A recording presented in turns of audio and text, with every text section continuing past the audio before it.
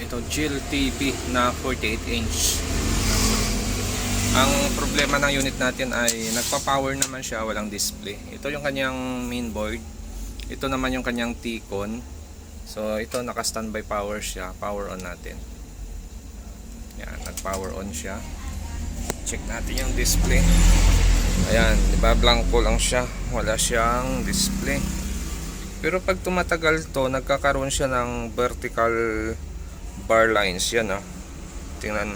Yan, di ba lumalabas yung bar lines niya. Ayan ah.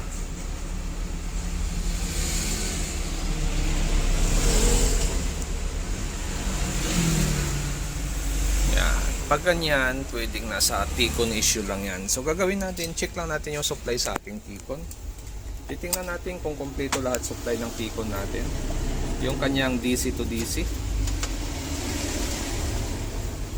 So kailangan lang natin dyan 15 BGH, BGL.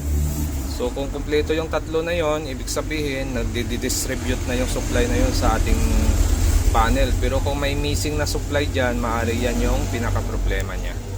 So gagawin natin, hahanapin lang natin yung supply. So positive yan, mayroon naman tayong 12 volts nyan sa pinaka BCC ng ating T-con dahil mayroon naman siyang bar lines. So ito, positive 12. Sunod, tingnan natin kung mayroon siyang mayroon siya dito BGL. Yan, ito BGL nya. Check natin. Okay. So mayroon siya negative 5. Sunod, itong BGH nya. Ito yung BGH. Tingnan natin. So, may supply siya. 2 volts lang. So, 2 volts lang ang supply nito. Sunod natin itong VDD natin. 15 ito. Dapat 15 volts or 17 volts. So, mayroon siyang 15 volts. Okay? So, pansin nyo kaagad yung problema ng unit natin. Missing siya sa BGH pero may supply siya kaya lang mababa. So yung mga ganitong issue, minsan dito sa IC ang problema niyan, or minsan naman ay medyo komplikado din ang pinaka problema niya kaya nawawala yung BGH niya, no? So gagawin natin, try natin mag-inject yan. Mag-i-inject tayo ng BGH dito, supply gamit ng boost converter. Titingnan natin kung magkakaroon ito ng display. So nakita nyo mayroon na tayong nakaabang dito na positive wire, pula saka puti. Tapos nakakabit yan dito sa ating boost converter. So ito yung boost converter natin. Ang input natin ay 12 volts lang. Tapos yung out nito step up. Mula sa 12 volts pataas hanggang 40 volts. So aalamin lang natin kung ano yung supply ng BGS nito. Pero sa mga ganitong T-con, kadalasan ang supply niyan nasa 27, 26, 28, mga ganon.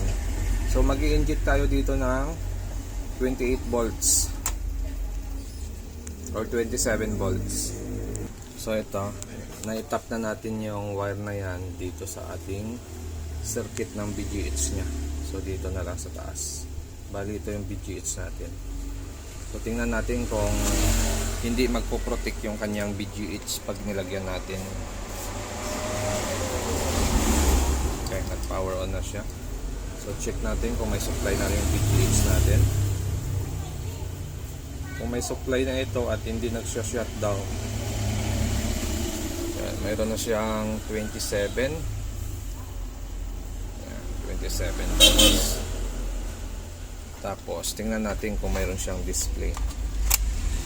Kung hindi ba nagpo-protect yung ating 15. Kung may issue kasi yan sa BGH natin, kung may problema yung circuito ng BGH natin, pwedeng ipoprotect na yung 15 saka yung BGL natin.